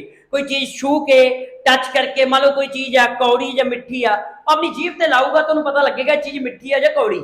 ਤਾਂ ਇਹ ਸਾਰੀਆਂ ਚੀਜ਼ਾਂ ਦੇ ਵਿੱਚ ਇਸ ਏਜ ਦੇ ਵਿੱਚ ਬੱਚਾ ਇੰਦਰੀਆਂ ਦੁਆਰਾ ਸਿੱਖਦਾ ਹੈ, ਸੈਂਸਰ ਦਾ ਪ੍ਰਯੋਗ ਕਰਕੇ ਸਿੱਖਦਾ ਹੈ। ਤਾਂ ਇਸੇ ਕਰਕੇ ਇਸੇ ਸਟੇਜ ਨੂੰ, ਇਨਫੈਂਸੀ ਪੀਰੀਅਡ ਨੂੰ ਹੀ ਸੈਂਸਰੀ ਮੋਟਰ ਸਟੇਜ ਕਿਹਾ ਸੀ ਜੀਨ ਪਿਆਜੇ ਨੇ। ਉਹ ਮੈਂ ਵਾਰ-ਵਾਰ ਜੀਨ ਪਿਆਜੇ ਨੇ ਇੱਥੇ ਮੈਂ ਇਨਕਲੂਡ ਨਹੀਂ ਕਰ ਰਿਹਾ, ਕਿਉਂਕਿ ਜੀਨ ਪਿਆਜੇ ਨੂੰ ਮੈਂ ਜੇ ਇੱਥੇ ਇਨਕਲੂਡ ਕਰ ਲਿਆ ਤੁਸੀਂ ਕਨਫਿਊਜ਼ ਹੋਵੋਗੇ। ਜਦੋਂ ਮੈਂ ਜੀਨ ਪਿਆਜੇ ਪੜਾਵਾਂਗਾ ਉਸ ਸਮੇਂ ਜਾ ਕੇ ਇਹਨੂੰ ਉੱਥੇ ਇਨਕਲੂਡ ਕਰ ਦਾਂਗਾ, ਤਾਂ ਫਿਰ ਤੁਸੀਂ ਹੋਰ ਕਲੈਰੀਫਿਕੇਸ਼ਨ ਦੇ ਵਿੱਚ ਸਮਝੋਗੇ। ਜਦੋਂ ਜੀਨ ਪਿਆਜੇ ਪੜਾਇਆ ਉਦੋਂ ਇਹਨੂੰ ਉੱਥੇ ਜਾ ਕੇ ਇਨਕਲੂਡ ਕਰ ਦਾਂਗੇ, ਫਿਰ ਤੁਸੀਂ ਸੌਖੇ ਤਰੀਕੇ ਨਾਲ ਚੀਜ਼ ਨੂੰ ਸਮਝ ਸਕੋਗੇ। ਦੂਜੀ ਗੱਲ ਅਸੀਂ ਕਹਿੰਦੇ ਆ ਭਾਸ਼ਾ ਦੇ ਪੜਾਅ ਵਿੱਚ ਜਿਹੜਾ ਹੈਗਾ, ਭਾਸ਼ਾ ਦੇ ਵਿਕਾਸ ਦੇ ਪੜਾਅ ਸਟਾਰਟ ਹੋ ਜਾਏ, ਬੱਚਾ ਇਸ ਏਜ ਦੇ ਵਿੱਚ ਭਾਸ਼ਾ ਸਿੱਖਣੀ ਸਟਾਰਟ ਕਰ ਦਿੰਦਾ। ਅਸੀਂ ਗੱਲ ਕਰੀਏ ਕਿ ਵਨ ਵਰਲਡ ਦੀ ਗੱਲ ਕਰੀਏ ਕਿ ਪਹਿਲਾ ਵਰਲਡ ਆ ਜਿਹੜਾ, ਪਹਿਲਾ ਸ਼ਬਦ ਆ ਜਿਹੜਾ ਬੱਚਾ ਉਹ ਇਸ ਏਜ ਦੇ ਵਿੱਚ ਸਿੱਖਣਾ। ਠੀਕ ਹੈ, ਭਾਸ਼ਾ ਦੇ ਵਿਕਾਸ ਦੇ ਵਿੱਚ ਬੜਾ ਜਿਹੜਾ ਅਸੀਂ ਇੱਕ ਪੀਰੀਅਡ ਮੰਨਦੇ ਕਿ ਭਾਸ਼ਾ ਦੇ ਵਿਕਾਸ ਵਿੱਚ ਇਹ ਪੀਰੀਅਡ ਬਹੁਤ ਵਧੀਆ ਹੈ। ਬੱਚਾ ਕੀ ਕਰਦਾ ਹੈ? ਭਾਸ਼ਾ ਨੂੰ ਸਿੱਖਣਾ ਸਟਾਰਟ ਕਰ ਦਿੰਦਾ। ਪਹਿਲੀ ਗੱਲ ਤਾਂ ਭਾਸ਼ਾ ਸਿੱਖਣ ਦਾ ਜਿਹੜਾ ਪਹਿਲਾ ਸਾਡਾ ਸਟੇਜ ਹੁੰਦੀ ਆ ਉਹ ਗ੍ਰਹਿ ਕਰਨਾ ਹੁੰਦਾ, ਐਕਵਾਇਰ ਕਰਨੀ ਹੁੰਦੀ ਆ। ਜਿਹੜੀ ਅਸੀਂ ਆਸੇ-ਪਾਸੇ ਤੋਂ ਭਾਸ਼ਾ ਐਕਵਾਇਰ ਕਰਨੀ ਹੁੰਦੀ ਹੈ, ਸਿੱਖਣੀ ਹੁੰਦੀ, ਗ੍ਰਹਿ ਕਰਨੀ ਹੁੰਦੀ। ਇਸ ਏਜ ਦੇ ਵਿੱਚ ਬੱਚਾ ਕੀ ਹੈ? ਭਾਸ਼ਾ ਸਿੱਖਣੀ ਸਟਾਰਟ ਕਰ ਦਿੰਦਾ। 2 ਸਾਲ ਤੱਕ ਬੱਚਾ ਜਿਹੜਾ ਹੈ ਉਹ 1-2 ਸ਼ਬਦ ਜਿਹੜੇ ਹੈਗੇ ਨੇ, ਵਨ ਵਰਲਡ ਸ਼ਬਦ ਨੇ ਜਿਹੜੇ, ਉਹ ਬੋਲਣੇ ਸਟਾਰਟ ਕਰ ਦਿੰਦਾ ਹੈ। ਪਹਿਲਾ ਸ਼ਬਦ ਵੀ ਇੱਥੇ ਸਿੱਖਦਾ ਹੈ, ਭਾਸ਼ਾ ਬੱਚਾ ਸਿੱਖ ਜਾਂਦਾ ਹੈ। ਭਾਸ਼ਾ ਸਿੱਖਣ ਦਾ ਜਿਹੜਾ ਹੈ ਇਹ ਪੜਾਅ ਅਸੀਂ ਮੰਨਦੇ ਹਾਂ। ਦੂਜਾ, ਇਸ ਪੜਾਅ ਦੇ ਦੌਰਾਨ, ਇਸ ਸਟੇਜ ਦੇ ਦੌਰਾਨ ਚਿਲਡ ਦੇ ਕੀ ਆ ਕਿ ਬੱਚਾ ਨਿਰਭਰ ਬੱਚੇ ਤੋਂ ਇੱਕ ਸਰਗਰਮ ਬੱਚੇ ਦੇ ਤੌਰ ਤੇ, ਠੀਕ ਹੈ, ਅਸੀਂ ਗੱਲ ਕਰੀਏ ਨਿਰਭਰ, ਇਹ ਗੱਲ ਕਰਤੀ ਕਿ ਨਿਰਭਰ ਬੱਚਾ ਕੀ ਹੁੰਦਾ ਹੈ? ਕਿਸੇ ਦੇ ਉੱਪਰ ਨਿਰਭਰ ਹੁੰਦਾ ਹੈ, ਪਰ ਉਹ ਇਹਦੇ ਤੋਂ ਬਾਅਦ ਉਹ ਇੱਕ ਸਰਗਰਮ, ਨਿਰਭਰ, ਖੁਦ ਨਿਰਭਰ, ਆਪ ਇੰਡੀਪੈਂਡ ਹੋਣਾ ਸਟਾਰਟ ਕਰ ਦਿੰਦਾ। ਬੱਚਾ ਪਹਿਲਾਂ ਤਾਂ ਕਿਸੇ ਤੇ ਡਿਪੈਂਡ ਹੁੰਦਾ ਹੈ, ਡਿਪੈਂਡ ਤੋਂ ਇੰਡੀਪੈਂਡ ਹੋਣਾ ਸਟਾਰਟ ਕਰ ਦਿੰਦਾ ਹੈ ਕਿ ਬੱਚਾ ਨਿਰਭਰ ਤੋਂ ਸੁਤੰਤਰ ਹੋਣਾ ਸਟਾਰਟ ਕਰ ਦਿੰਦਾ ਹੈ। ਤਾਂ ਇਹਦੇ ਵਿੱਚ ਇਹ ਸ਼ੁਰੂ ਕਰ ਦਿੰਦਾ ਜਾਂ ਸਰਗਰਮੀ ਵੱਲ ਵੱਧਦਾ। ਜਿਵੇਂ ਮੈਂ ਮੀਨਿੰਗ ਦੱਸਦਾ, ਜਦੋਂ ਅਸੀਂ ਇਨਫੈਂਸੀ ਪੀਰੀਅਡ ਆ, ਇਨਫੈਂਸੀ ਪੀਰੀਅਡ ਕੀ ਹੈ? 0 ਤੋਂ 2 ਸਾਲ। ਹੁਣ 0 ਤੋਂ 2 ਸਾਲ ਤੱਕ ਬੱਚਾ ਬਿਲਕੁਲ ਕੀ ਹੁੰਦਾ ਹੈ? ਡਿਪੈਂਡ ਹੁੰਦਾ ਹੈ, ਨਿਰਭਰ ਹੁੰਦਾ ਹੈ ਆਪਣੇ ਪੇਰੈਂਟਸ ਦੇ ਉੱਪਰ, ਆਪਣੀ ਮਾਤਾ ਦੇ ਉੱਪਰ। ਕਿਉਂਕਿ ਜੋ ਵੀ ਉਹਨੇ ਖਾਣਾ ਹੈ ਉਹਦੀ ਮਾਤਾ ਨੇ ਖਵਾਉਣਾ ਉਹਨੂੰ। ਜੇ ਉਹਨੇ ਉਹਨੂੰ ਕਿਤੇ ਇੱਕ ਥਾਂ ਤੋਂ ਦੂਜੀ ਥਾਂ ਤੇ ਲੈ ਕੇ ਜਾਣਾ, ਉਹ ਵੀ ਉਹਦੀ ਮਾਤਾ ਨੇ ਲੈ ਕੇ ਜਾਣਾ। ਜੇ ਇਸੇ ਸਟੇਜ ਜਦੋਂ ਭਾਸ਼ਾ ਸਿਖਾਉਣੀ, ਉਹ ਵੀ ਉਹਦੀ ਮਾਤਾ ਜਾਂ ਮਾਂ ਪਿਓ, ਪੇਰੈਂਟਸ, ਫੈਮਿਲੀ ਨੇ ਸਿਖਾਉਣੀ ਹੈ।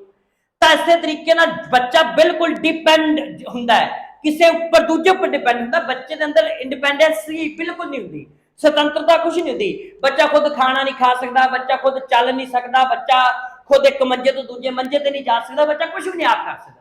ਉਹ ਦੂਜਿਆਂ ਤੇ ਨਿਰਭਰ ਹੁੰਦਾ ਹੈ, ਪਰ ਉਹ ਜਿਹੜਾ ਹੈਗਾ ਉਹ ਅਸਲ ਦੇ ਵਿੱਚ ਉਹ ਬਦਲਣਾ ਸਟਾਰਟ ਕਰ ਦਿੰਦਾ ਹੈ। ਸੁਤੰਤਰਤਾ ਵੱਲ ਇਸ ਏਜ ਦੇ ਵਿੱਚ ਉਹ ਸਰਗਰਮ ਹੁੰਦਾ, ਬਦਲਣਾ ਸਟਾਰਟ ਹੁੰਦਾ।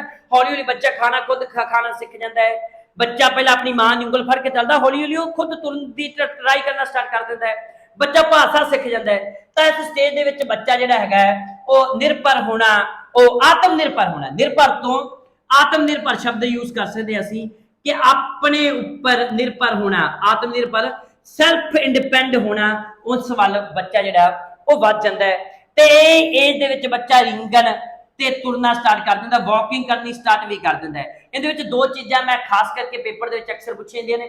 ਇੱਕ ਤਾਂ ਇਸੇ ਸਟੇਜ ਦੇ ਵਿੱਚ ਬੱਚਾ ਕੀ ਕਰਦਾ ਜਾਂਦਾ ਹੈ, ਭਾਸ਼ਾ ਸਟਾਰਟ ਕਰ ਦਿੰਦਾ। ਇਸੇ ਸਟੇਜ ਦੇ ਵਿੱਚ ਬੱਚਾ ਕੀ ਆ, ਭਾਸ਼ਾ ਸਟਾਰਟ ਕਰ ਦਿੰਦਾ। ਦੂਜਾ ਇਸੇ ਸਟੇਜ ਦੇ ਵਿੱਚ ਬੱਚਾ ਵਾਕਿੰਗ ਸਟਾਰਟ ਕਰ ਦਿੰਦਾ ਹੈ, ਤੁਰਨਾ ਵੀ। 2 ਸਾਲ ਦਾ ਬੱਚਾ, ਜਦੋਂ ਅਸੀਂ ਸਾਲ ਤੋਂ ਪਲੱਸ ਅਸੀਂ ਗੱਲ ਕਰੀਏ, ਸਾਲ ਤੋਂ ਪਲੱਸ ਬੱਚਾ ਤੁਰਨਾ ਫਿਰਨਾ ਸਟਾਰਟ ਕਰ ਦਿੰਦਾ ਹੈ, ਵਾਕਿੰਗ ਕਰਨੀ ਸਟਾਰਟ ਕਰ ਦਿੰਦਾ ਹੈ। ਔਰ ਆਹ ਵੇਖੋ, ਆਹ ਪੇਪਰ ਦੇ ਵਿੱਚ 2-3 ਵਾਰ ਕੁਐਸਚਨ ਪੁੱਛਿਆ ਗਿਆ ਹੈ, ਕਿਉਂਕਿ ਅਸੀਂ ਗੱਲ ਕਰੀਏ ਫਿਜ਼ੀਕਲ ਡਿਵੈਲਪਮੈਂਟ ਦਾ, ਇਹ ਜਿਹੜਾ ਹੈਗਾ ਰਿਕਾਰਡ ਤੋੜ ਸਟੇਜ ਆ। ਸਭ ਤੋਂ ਵੱਧ ਜਿਹੜਾ ਫਿਜ਼ੀਕਲ ਡਿਵੈਲਪਮੈਂਟ ਬੱਚੇ ਦਾ ਹੁੰਦਾ ਹੈ, ਪੂਰੇ ਰਿਕਾਰਡਡ ਡਿਵੈਲਪਮੈਂਟ ਹੁੰਦਾ ਹੈ, ਉਹ ਸਭ ਤੋਂ ਵੱਧ ਜਿਹੜੀ ਡਿਵੈਲਪਮੈਂਟ ਹੋਊਗੀ ਉਹ ਇਨਫੈਂਸੀ ਪੀਰੀਅਡ ਦੇ ਵਿੱਚ ਹੋਊਗੀ। ਅੱਗੇ ਜਾ ਕੇ ਅਰਲੀ ਚਾਈਲਡਹੁੱਡ ਉਹ ਵੀ ਰੈਪਿਡ ਹੋਣਾ, ਉੱਥੇ ਵੀ ਸਾਡੀ ਫਿਜ਼ੀਕਲ ਡਿਵੈਲਪਮੈਂਟ ਬਹੁਤ ਜ਼ਿਆਦਾ ਹੁੰਦੀ ਆ। ਪਰ ਲੇਟਰ ਚਾਈਲਡਹੁੱਡ ਦਾ ਪੀਰੀਅਡ ਜਿਹੜਾ ਅਸੀਂ ਖਾਸ ਕਰਕੇ 7 ਤੋਂ 11 ਸਾਲ ਪੜ੍ਹਦੇ ਆ, ਉਦੋਂ ਸਾਡਾ ਫਿਜ਼ੀਕਲ ਡਿਵੈਲਪਮੈਂਟ ਹੈ ਜਿਹੜਾ ਇੱਕ ਵਾਰ ਰੁਕ ਜਾਂਦਾ ਹੈ।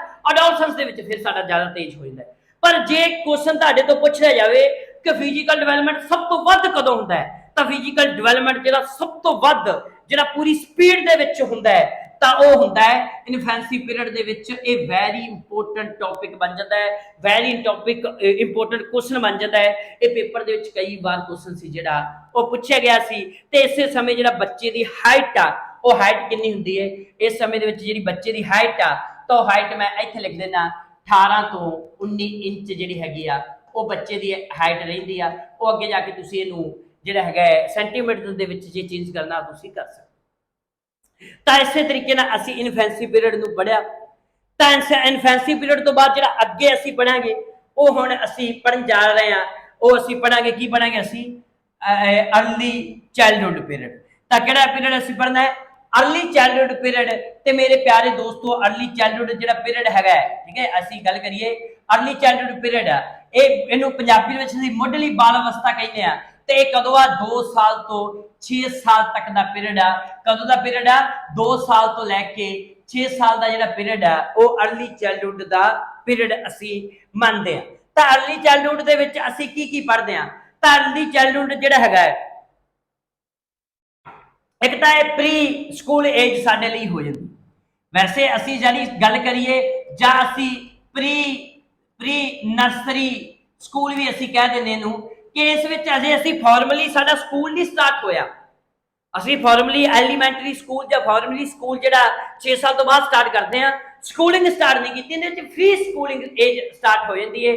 ਤਾਂ ਵੈਸੇ ਅੱਜ ਕੱਲ ਸਾਡੀ ਪੰਜਾਬ ਗੌਰਮੈਂਟ ਵੀ ਤੇ ਸੈਂਟਰ ਗੌਰਮੈਂਟ ਵੀ ਹੈਗਾ, ਉਹ ਪ੍ਰੀ ਸਕੂਲ ਨੂੰ ਬੜਾ ਪ੍ਰਮੋਟ ਕੀਤਾ ਜਾ ਰਿਹਾ, ਠੀਕ ਹੈ। ਉਹ ਕਹਿੰਦੇ ਕਿ ਪ੍ਰੀ ਨਰਸਰੀ ਕੋਰਸ ਆ ਜਿਹੜਾ ਭਾਰਤ ਵਿੱਚ ਵੀ ਚਲਾਇਆ ਜਾ ਰਿਹਾ, ਜਿਹਦੇ ਕਰਕੇ ਨਾ ਐਨਟੀਟੀ ਦੀਆਂ ਪੋਸਟਾਂ ਕੱਢੀਆਂ ਸੀ।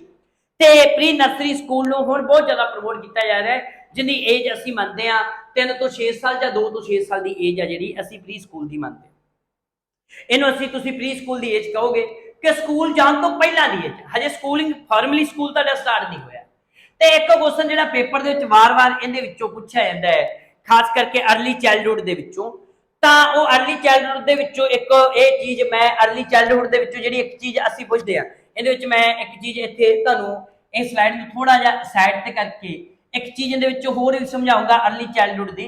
ਅਰਲੀ ਚਾਈਲਡਹੁੱਡ ਦੇ ਵਿੱਚ ਇੱਕ ਜਿਹੜਾ ਬੜਾ ਜ਼ਰੂਰੀ ਜਿਹੜਾ ਟੌਪਿਕ ਹੈ, ਕਈ ਵਾਰੀ ਪੇਪਰ ਦੇ ਵਿੱਚ ਕੁਐਸਚਨ ਪੁੱਛਿਆ ਗਿਆ ਹੈ, ਇਹਨੂੰ ਇਮੀਟੇਟਿਵ ਏਜ ਵੀ ਕਿਹਾ ਜਾਂਦਾ ਹੈ। ਅਸੀਂ ਇਹਨੂੰ ਕੀ ਕਹਿੰਦੇ ਆ, ਠੀਕ ਹੈ, ਇਮੀਟੇਟਿਵ ਏਜ ਕਹਿੰਦੇ ਆ।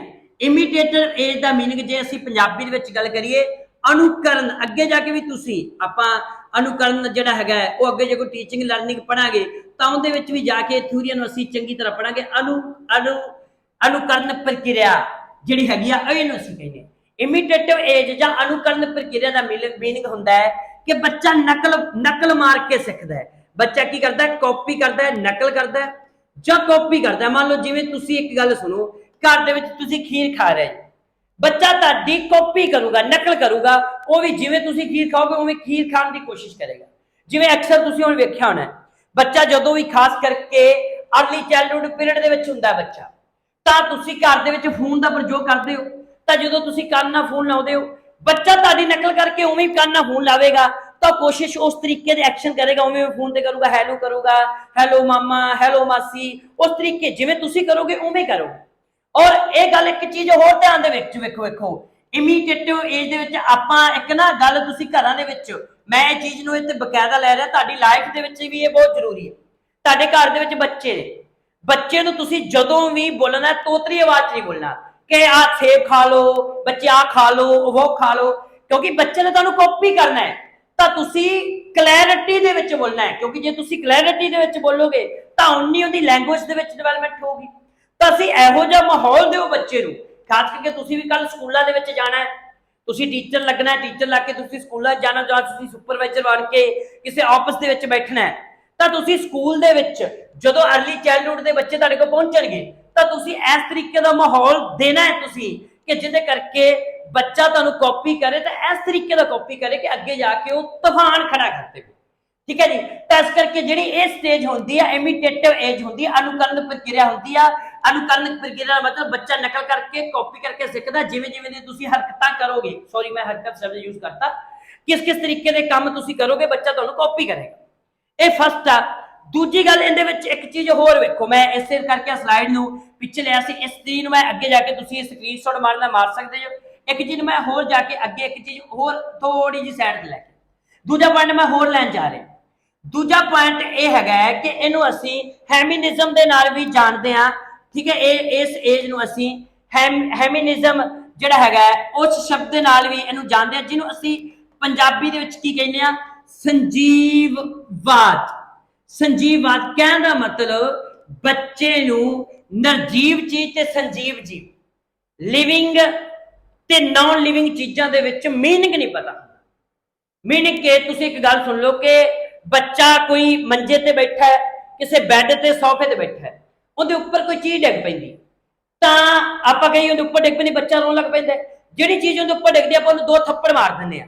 ठीक है, मान लो कोई उहदे उपर असीं आखीए गिलास डिग पिया तां बच्चे नूं थप्पड़ मारदे ते बच्चे नूं ऐ लगदा कि गिलास नूं दर्द हो रही है, तां फिर वो खुश हो जांदा कि वाकई मेरे उपर डिग्गिया ने मैनूं दर्द दित्ती, तां इस करके वो खुश हो जांदा है, क्योंकि बच्चे नूं ह्यूमनिज्म दे विच हुंदा है, ਉਹ संजीववाद ਦੇ ਵਿੱਚ ਹੁੰਦਾ। संजीववाद मीनिंग ਕੀ ਆ, ਉਹਨੂੰ संजीव ਚੀਜ਼ਾਂ ਤੇ ਨਿਰਜੀਵ ਚੀਜ਼ਾਂ, ਜਾਣ ਵਾਲੀ ਚੀਜ਼ਾਂ ਤੇ ਨਾਨ ਜਾਣ ਵਾਲੀ ਚੀਜ਼ਾਂ 'ਚ ਕੋਈ ਫਰਕ ਨਹੀਂ। ਉਹਨਾਂ ਨੇ ਜਿਵੇਂ ਮੇਰੇ ਸਾਹਮਣੇ ਪੈਨ ਆ, ਬੱਚੇ ਨੂੰ ਇਹ मीनिंग नहीं पता ਪੈਨ ਨੂੰ ਦਰਦ ਹੁੰਦਾ ਹੈ ਕਿ ਨਹੀਂ ਹੁੰਦਾ, ਉਹ ਸਾਰੀਆਂ ਚੀਜ਼ਾਂ ਨੂੰ ਸੇਮ ਸਮਝਦਾ ਹੈ। ਉਹ ਨਿਰਜੀਵ ਚੀਜ਼ਾਂ ਤੇ ਸੰਜੀਵ ਚੀਜ਼ਾਂ ਦੇ ਵਿੱਚ, ਲਿਵਿੰਗ ਚੀਜ਼ਾਂ ਨਾਨ ਲਿਵਿੰਗ ਚੀਜ਼ਾਂ ਦੇ ਵਿੱਚ ਫਰਕ ਨਹੀਂ ਕਰ ਪਾਉਂਦਾ। ਤਾਂ ਇਹ ਕਈ ਵਾਰੀ ਕੁਐਸਚਨ ਪੇਪਰ ਦੇ ਵਿੱਚ ਪੁੱਛੇਗਾ, ਜਦੋਂ ਵੀ ਜਾ ਕੇ ਅਸੀਂ ਗੱਲ ਕਰੀਏ जाके प्री ऑपरेशनल स्टेज जी खास करके जीन प्याचे ने दी सी, उस स्टेज के भी ये गल इस चीज़ की गल करता है।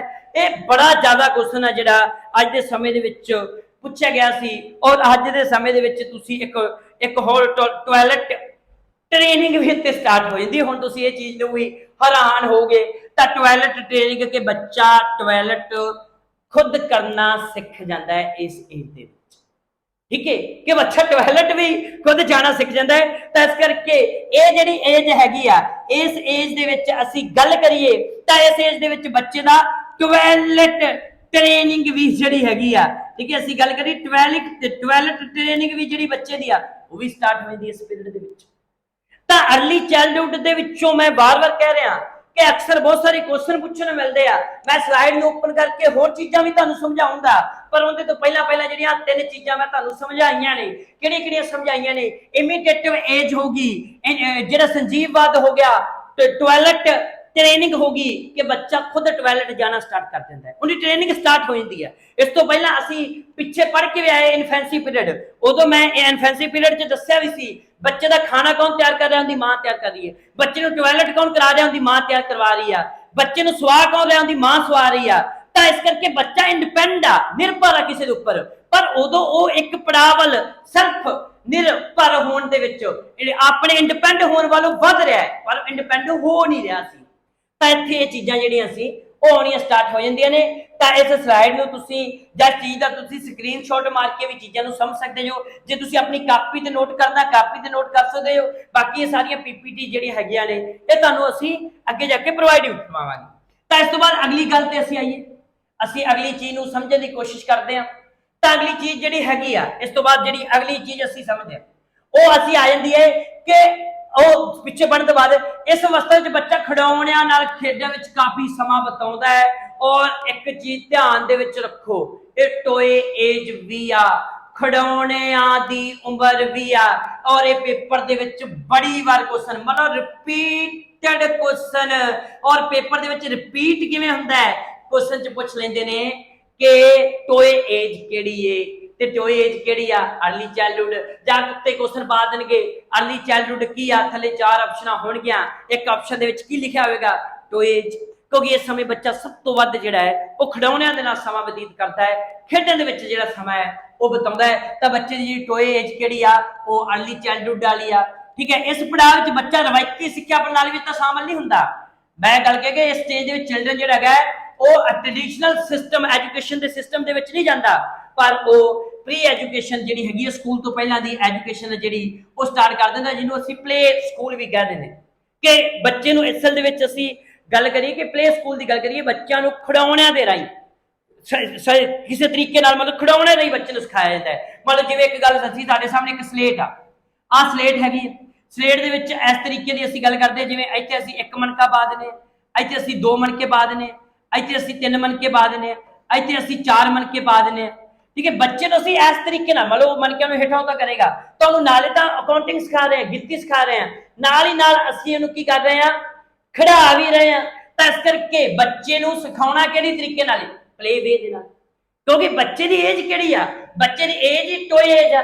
ਔਰ ਅਸਲ ਦੇ ਵਿੱਚ ਇਹ ਚੀਜ਼ਾਂ ਤੁਹਾਨੂੰ ਕਿਉਂ ਪੜਾਈਆਂ ਜਾ ਰਹੀਆਂ ਨੇ, ਇਹ ਚੀਜ਼ਾਂ ਇਸ ਕਰਕੇ ਪੜਾਈਆਂ ਜਾ ਰਹੀਆਂ ਨੇ ਕਿ ਤੁਸੀਂ ਕੱਲ ਬੱਚੇ ਨੂੰ ਚੀਜ਼ਾਂ ਅੰਡਰਸਟੈਂਡ ਕਰੋ, ਬੱਚੇ ਦੀ ਕਿਹੜੀ ਏਜ 'ਚ ਬੱਚਾ ਕਿਹੋ ਜਿਹੀਆਂ ਚੀਜ਼ਾਂ ਸਿੱਖ ਰਿਹਾ ਹੈ। ਜਦੋਂ ਤੁਹਾਨੂੰ ਪਤਾ ਹੈ ਕਿ ਬੱਚਾ ਜਿਹੜਾ ਖਾਸ ਕਰਕੇ ਜਿਹੜਾ ਬੱਚਾ ਹੈਗਾ 2 ਸਾਲ ਦਾ ਬੱਚਾ, 2 ਤੋਂ 6 ਸਾਲ ਦਾ, ਉਹ ਖਿਡੌਣਿਆਂ ਨਾਲ ਸਿੱਖ ਰਿਹਾ ਹੈ। ਤੁਸੀਂ ਐਨਟੀਡੀ ਦੇ ਟੀਚਰ ਨਿਯੁਕਤ ਹੋ ਜਾਂਦੇ ਹੋ, ਪ੍ਰੀ ਨਰਸਰੀ ਟੀਚਰ ਬਣ ਜਾਂਦੇ ਹੋ, ਤਾਂ ਫਿਰ ਬੱਚੇ ਨੂੰ ਤੁਸੀਂ ਖਿਡੌਣਿਆਂ ਦੁਆਰਾ ਸਿਖਾਉਣ ਦੀ ਕੋਸ਼ਿਸ਼ ਕਰੋਗੇ। ਤਾਂ ਇਹ ਅੱਗੇ ਵੇਖੋ, ਇਹ ਜਿਹੜਾ ਇਗੋਸੈਂਟਰਿਕ ਸਟੇਜ ਆ, ਆਹ ਵੇਖੋ ਕੁਐਸਚਨ, ਇਹ ਜਿਹੜੀ ਸਟੇਜ ਆ ਇਗੋਸੈਂਟਰਿਕ ਸਟੇਜ ਆ। ਔਰ ਮੈਂ ਇੱਕ ਚੀਜ਼ ਹੋਰ ਕਹਿ ਰਿਹਾ, ਇਗੋਸੈਂਟਰਿਕ ਜਿਹੜਾ ਕਨਸੈਪਟ ਸੀ ਉਹ ਜੀਨ ਪਿਆਜੇ ਨੇ ਵੀ ਦਿੱਤਾ। ਔਰ ਜੀਨ ਪਿਆਜੇ ਨੇ ਵੀ ਜਿਹੜੀਆਂ 4 ਸਟੇਜਾਂ ਸੀ, ਉਹਦੀ ਜਿਹੜੀ ਪ੍ਰੀ ਆਪਰੇਸ਼ਨਲ ਸਟੇਜ ਸੀ ਉਹਦੇ ਵਿੱਚ ਇਹ ਕਨਸੈਪਟ ਦਿੱਤਾ। ਮੈਂ ਫਿਰ ਕਹਿ ਰਿਹਾ ਵਾਰ, ਮੈਂ ਜੀਨ ਪਿਆਜੇ ਨੂੰ ਇੰਕਲੂਡ ਨਹੀਂ ਕਰਨਾ ਚਾਹੁੰਦਾ, ਮੈਂ ਤਾਂ ਨਹੀਂ ਇੰਕਲੂਡ ਕਰਨਾ ਚਾਹੁੰਦਾ, ਤੁਸੀਂ ਕਨਫਿਊਜ਼ਡ ਹੋਵੋਗੇ। ਮੈਂ ਜਦੋਂ ਜੀਨ ਪਿਆਜੇ ਪੜ੍ਹਾ ਲਿਆ, ਫਿਰ ਜਾ ਕੇ ਸਟੇਜਸ ਤੇ ਜੀਨ ਪਿਆਜੇ ਇਹ ਕਲਾਸ ਲਵਾਂਗਾ, ਦੋਨਾਂ ਨੂੰ ਕੰਪੈਰੀਜ਼ਨ ਕਰਕੇ ਸਮਝਾਉਂਗਾ ਤੁਹਾਨੂੰ। ਤਾਂ ਇਹਦੇ ਵਿੱਚ ਜਿਹੜੀ ਅਸੀਂ ਚੀਜ਼ ਸਮਝੀਏ, ਇਗੋਸੈਂਟਰਿਕ ਦਾ ਮੀਨਿੰਗ ਕਿ ਬੱਚਾ ਸੈਲਫ ਸੈਂਟਰਿਕ ਹੋ ਜਾਂਦਾ। ਸੈਲਫ ਸੈਂਟਰਿਕ ਬੱਚੇ ਨੂੰ ਆਪਣੇ ਨਾਲ ਮੀਨਿੰਗ ਆ, ਕਿਸੇ ਨਾਲ ਮੀਨਿੰਗ ਨਹੀਂ। ਮੀਨਿੰਗ ਜੇ ਗੱਲ ਕਰੀਏ ਕਿ ਬੱਚੇ ਕੋਲ ਇਸ ਸਮੇਂ ਕੋਈ ਟੋਏ ਆ, ਕੋਈ ਵੀ ਬੱਚੇ ਤੁਸੀਂ ਟੋਏ ਲਿਆ ਦਿੱਤਾ, ਤੁਹਾਡੇ ਘਰੇ ਕੋਈ ਹੋਰ ਬੱਚਾ ਆ ਜਾਂਦਾ, ਤੁਸੀਂ ਉਹਦਾ ਟੋਏ ਜਾ ਕੇ ਉਹਦਾ ਖਿਡੌਣਾ ਉਹਨੂੰ ਦੇ ਦਿੱਤਾ, ਬੱਚਾ ਰੋਣ ਲੱਗ ਪਏਗਾ ਕਿ ਮੇਰਾ ਖਿਡੌਣਾ ਉਹਨੂੰ ਕਿਉਂ ਦਿੱਤਾ, ਮੇਰਾ ਖਿਡੌਣਾ ਮੈਨੂੰ ਵਾਪਸ ਦਿਓ। ਤਾਂ ਇਸ ਤਰੀਕੇ ਨਾਲ ਬੱਚੇ ਦੇ ਅੰਦਰ ਕੀ ਹੁੰਦਾ, ਇਗੋਇਸਟ ਹੁੰਦੀ ਹੈ, ਮੈਂ ਹੁੰਦੀ ਹੈ ਕਿ ਬਸ ਇਹ ਮੇਰਾ ਹੀ ਸਾਰਾ ਕੁਛ ਆ, ਹੋਰ ਕਿਸੇ ਦਾ। ਮੰਨ ਲਓ ਜਿਵੇਂ ਗੱਲ ਕਰੀਏ ਕਿ ਤੁਸੀਂ ਕੋਈ ਬੱਚੇ ਦਾ, ਮੰਨ ਲਓ ਤੁਸੀਂ ਉਹਦੇ ਪਾਪਾ, ਉਹ ਬੱਚਾ ਕਹੇਗਾ ਇਹ ਮੇਰੇ ਪਾਪਾ ਦੀਆਂ ਚੱਪਲਾਂ ਨੇ। ਘਰ ਦੇ ਵਿੱਚ ਤੁਸੀਂ ਅਕਸਰ ਦੇਖਿਆ ਹੋਣਾ ਹੈ ਕਿ ਮਤਲਬ ਇਸ ਏਜ ਦੇ ਵਿੱਚ ਬੱਚੇ ਦੀ ਜੇ ਪਾਪਾ ਦੀ ਚੱਪਲਾਂ ਤੁਸੀਂ ਪਾ ਲਓਗੇ, ਚੱਪਲਾਂ ਲਵਾ ਲਏਗਾ, ਉਹ ਕਹੂਗਾ ਮੇਰੇ ਪਾਪਾ ਦੀਆਂ ਚੱਪਲਾਂ ਨੇ। ਬੱਚਾ ਆਪਣੀ ਕੋਈ ਵੀ ਚੀਜ਼, ਭਾਵੇਂ ਆਪਣਾ ਖਿਡੌਣਾ ਹੈ, ਆਪਣੇ ਚੱਪਲੇ, ਆਪਣੇ ਕੱਪੜੇ, ਉਹ ਕਿਸੇ ਨੂੰ ਵੀ ਨਹੀਂ ਦੇਊਗਾ। ਤਾਂ ਉਹ ਆਪਣੇ ਤੱਕ ਸੀਮਿਤ ਰਹਿੰਦਾ ਹੈ, ਇਗੋਸੈਂਟਰਿਕ ਹੁੰਦਾ ਹੈ, ਸੈਲਫ ਸੈਂਟਰਿਕ ਹੁੰਦਾ, ਆਪਣੇ ਤੱਕ ਹੀ ਸੀਮਿਤ ਰਹੂਗਾ। ਤੇ ਇਸ ਕਹਿੰਦੇ ਮਤਲਬ ਇਸ ਭਾਸ਼ਾ ਦੇ ਵਿਕਾਸ ਲਈ ਇੱਕ ਸੰਵੇਦਨਸ਼ੀਲ ਸਮਾਂ ਹੈ। ਕਿਉਂਕਿ ਇੱਕ ਗੱਲ ਕਰੀਏ, ਸੈਂਸਿਟਿਵ ਪੀਰੀਅਡ ਆ, ਬੱਚਾ ਇਸ ਏਜ ਦੇ ਵਿੱਚ ਸਭ ਤੋਂ ਵੱਧ ਸਪੀਡ ਦੇ ਵਿੱਚ ਭਾਸ਼ਾ ਸਿੱਖਦਾ ਹੈ। ਜਦੋਂ ਅਸੀਂ ਇਸ ਏਜ ਦੀ ਗੱਲ ਕਰੀਏ, ਇਸ ਏਜ ਦੇ ਵਿੱਚ ਆ ਕੇ ਬੱਚਾ ਜਿਹੜੀ ਭਾਸ਼ਾ ਹੈ ਉਹ ਸਭ ਤੋਂ ਵੱਡੀ ਸਪੀਡ ਦੇ ਵਿੱਚ ਜਿਹੜੀ ਭਾਸ਼ਾ ਹੈ ਉਹ ਬੱਚਾ ਇਸ ਏਜ ਦੇ ਵਿੱਚ ਸਿੱਖਦਾ ਹੈ। ਤਾਂ ਇਸ ਤਰੀਕੇ ਨਾਲ ਅਸੀਂ ਜਿਹੜਾ ਅਸੀਂ अर्ਲੀ ਚਾਈਲਡਹੁੱਡ, ਅਸੀਂ ਕਿਹਨੂੰ ਸਮਝਣ ਦੀ ਕੋਸ਼ਿਸ਼ ਕੀਤੀ, ਅਸੀਂ अर्ਲੀ ਚਾਈਲਡਹੁੱਡ ਨੂੰ ਸਮਝਣ ਦੀ ਕੋਸ਼ਿਸ਼ ਕੀਤੀ। ਔਰ अर्ਲੀ ਚਾਈਲਡਹੁੱਡ ਜਿਹੜਾ ਹੈਗਾ ਇਹ ਕਿਹੜੀ ਆ, ਇਹ ਮੁੱਢਲੀ ਬਾਲ ਅਵਸਥਾ ਇਹਨੂੰ ਪੰਜਾਬੀ ਚ ਕਹਿੰਦੇ 2 ਸਾਲ ਤੋਂ 6 ਸਾਲ ਦਾ ਸਮਾਂ ਹੈ, ਇਹ ਪ੍ਰੀ ਸਕੂਲ ਦਾ ਸਮਾਂ ਹੈ। ਔਰ ਇਹਦੇ ਵਿੱਚ ਹੀ ਮੈਂ ਤੁਹਾਨੂੰ ਵੇਖੋ, ਤੁਸੀਂ ਇਹਦੇ ਵਿੱਚ ਮੈਂ ਤੁਹਾਨੂੰ ਕੀ ਸਮਝਾਉਣ ਦੀ ਕੋਸ਼ਿਸ਼ ਕੀਤੀ, ਉਦੋਂ ਹੀ ਬੱਚਾ ਕੀ ਆ, ਇਮੀਟੇਟਿਵ ਏਜ ਦੇ ਵਿੱਚ ਆਉਂਦਾ ਹੈ, ਹਿਊਮਨਿਜ਼ਮ ਸੰਜੀਵਵਾਦ ਆਉਂਦਾ ਹੈ, ਟਾਇਲਟ ਏਜ ਵੀ ਬੱਚੇ ਦੀ ਸਟਾਰਟ ਹੋ ਜਾਂਦੀ ਹੈ। ਉਸ ਤੋਂ ਬਾਅਦ ਅੱਗੇ ਜਾ ਕੇ ਗੱਲਾਂ ਕਰੀਏ ਕਿ ਬੱਚਾ ਖਿਡੌਣਾ ਟੋਏ ਏਜ ਦੇ ਵਿੱਚ ਆ ਜਾਂਦਾ, ਟੋਏ ਏਜ ਤੋਂ ਬਾਅਦ ਭਾਸ਼ਾ ਦਾ ਬਹੁਤ ਸੰਵੇਦਨਸ਼ੀਲ ਸਮਾਂ ਮੰਨਿਆ ਜਾਂਦਾ ਹੈ। ਔਰ ਆਹ ਕੁਐਸਚਨ ਵਾਰ-ਵਾਰ ਪੁੱਛਿਆ ਗਿਆ, 2-3 ਵਾਰ ਪੁੱਛਿਆ ਗਿਆ, ਬੱਚਾ ਕੀ ਇਗੋ ਸੈਂਟਰਿਕ ਹੋ ਜਾਂਦਾ, ਸੈਲਫ ਸੈਂਟਰਿਕ ਹੋ ਜਾਂਦਾ, ਬੱਚਾ ਆਪਣੇ ਤੱਕ ਸੀਮਿਤ ਰਹਿ ਜਾਂਦਾ ਕਿਉਂਕਿ ਉਹ ਆਪਣੀ ਚੀਜ਼ ਨੂੰ ਹੱਥ ਤੱਕ ਨਹੀਂ ਦੂਜੇ ਤੱਕ ਲਾਉਣ ਦਿੰਦਾ। ਤਾਂ ਇਸੇ ਤਰੀਕੇ ਨਾਲ ਅੱਜ ਅਸੀਂ ਇਹ 2 ਸਟੇਜਾਂ ਪੜ੍ਹੀਆਂ, ਅੱਗੇ ਜਾ ਕੇ ਸਾਡੀਆਂ 2 ਸਟੇਜਾਂ ਰਹਿ ਜਾਂਦੀਆਂ ਨੇ। ਇੱਕ ਰਹਿ ਜਾਂਦੀ ਆ ਲੇਟਰ ਚਾਈਲਡਹੁੱਡ, ਪਿਛਲੀ ਬਾਲ ਅਵਸਥਾ, ਤੇ ਅੱਗੇ ਜਾ ਕੇ ਜਦੋਂ ਅਸੀਂ ਗੱਲ ਕਰੀਏ ਅਡੋਲਸੈਂਸ ਜਿਹੜੀ ਸਾਡੀ ਆ, ਇਹ 2 ਸਟੇਜਾਂ ਰਹਿ ਗਿਆ। ਇਹ ਅਗਲੀ ਕਲਾਸ ਦੇ ਵਿੱਚ ਅਸੀਂ ਲੈ ਕੇ ਆਵਾਂਗੇ, ਠੀਕ ਹੈ ਜੀ, ਬਹੁਤ ਜਲਦ ਇਹ ਵੀ ਕਲਾਸ ਲਵੇਗੀ। ਔਰ ਇਸ ਤੋਂ ਬਾਅਦ ਜਿਹੜੀ ਦੂਜੀ ਚੀਜ਼, ਅਸੀਂ ਜਿੰਨੀਆਂ ਵੀ ਇਹ ਚੀਜ਼ਾਂ ਪੜ੍ਹ ਰਹੇ ਹਾਂ ਇਹਨਾਂ ਦੇ MCQs ਜਿਹੜੇ ਨੇ ਉਹ ਵੀ ਅਸੀਂ ਨਾਲ ਨਾਲ MCQs ਦੀਆਂ ਕਲਾਸਾਂ ਵੀ ਅਸੀਂ ਸਟਾਰਟ ਕਰ ਦਾਂਗੇ। ਤੀਜੀ ਗੱਲ ਜਿਹੜੀ ਅਸੀਂ ਇੱਕ ਖਾਸ ਲੈ ਕੇ ਆ ਰਹੇ ਹਾਂ, ਅਸੀਂ 2011 ਤੋਂ ਲੈ ਕੇ, ਠੀਕ ਹੈ, 2011 ਤੋਂ ਲੈ ਕੇ 2021 ਤੱਕ, ਠੀਕ ਹੈ, 21 ਤੱਕ ਅਸੀਂ ਗੱਲ ਕਰੀਏ ਜਿੰਨੇ ਵੀ ਪੇਪਰ ਹੋਏ ਨੇ PS ਟੈਟ ਦੇ, ਸਾਰੇ ਪੇਪਰਾਂ ਨੂੰ, ਭਾਵੇਂ ਉਹ PS ਟੈਟ ਦਾ ਪੇਪਰ 1 ਹੋਇਆ ਹੈ, ਭਾਵੇਂ PS ਟੈਟ ਦਾ ਪੇਪਰ 2 ਹੋਇਆ ਹੈ, ਸਾਰੇ ਪੇਪਰਾਂ ਨੂੰ ਅਸੀਂ ਪੂਰੀ ਡਿਟੇਲ ਦੇ ਵਿੱਚ ਐਕਸਪਲੇਨੇਸ਼ਨ ਕਰਾਵਾਂਗੇ। ਸਾਰੇ ਪੇਪਰ ਨੂੰ ਪੂਰੀ ਡਿਟੇਲ ਦੇ ਵਿੱਚ ਆਪਰੇਸ਼ਨ ਕਰਾਂਗੇ ਕੁਐਸਚਨਾਂ ਦਾ ਚੰਗੀ ਤਰ੍ਹਾਂ। ਤਾਂ ਇਸ ਕਰਕੇ ਔਰ ਇਸ ਤੋਂ ਬਾਅਦ ਜੇ ਸਾਨੂੰ ਸਮਾਂ ਹੋਰ ਮਿਲਿਆ ਤਾਂ ਅਸੀਂ ਸੀਟੈਟ ਦੇ ਵੀ ਜਿਹੜੇ ਪਿਛਲੇ 10 ਤੋਂ 20 ਪੇਪਰ ਨੇ ਜਿਹੜੇ ਉਹ ਤੁਹਾਡੇ ਨਾਲ ਪੂਰੀ ਡਿਟੇਲ ਦੇ ਵਿੱਚ ਕਰਾਵਾਂਗੇ ਕਿ ਜਿਹੜਾ ਤੁਸੀਂ ਖਾਸ ਕਰਕੇ ਸਾਡਾ ਜਿਹੜਾ ਟਾਰਗੇਟ ਆ, ਸਾਡਾ 150 ਦੇ ਵਿੱਚੋਂ ਜਿਹੜਾ ਟਾਰਗੇਟ ਆ ਉਹ ਕਿੰਨਾ ਹੈ, 120 ਨੰਬਰਾਂ ਦਾ। ਅਸੀਂ 120 ਨੰਬਰ ਲੈਣੇ ਆ, ਅਚੀਵ ਕਰਨੇ 120 ਨੰਬਰ। ਅਸੀਂ ਟੈਟ ਪਾਸ ਕਰਨ ਲਈ ਨਹੀਂ ਲੜਨਾ, ਅਸੀਂ ਰੈਂਕ ਹੋਲਡਰ ਲਈ ਲੜਨਾ ਕਿ ਅਸੀਂ ਰੈਂਕ ਲੈਣਾ PS ਟੈਟ ਦੇ ਵਿੱਚ, ਠੀਕ ਹੈ।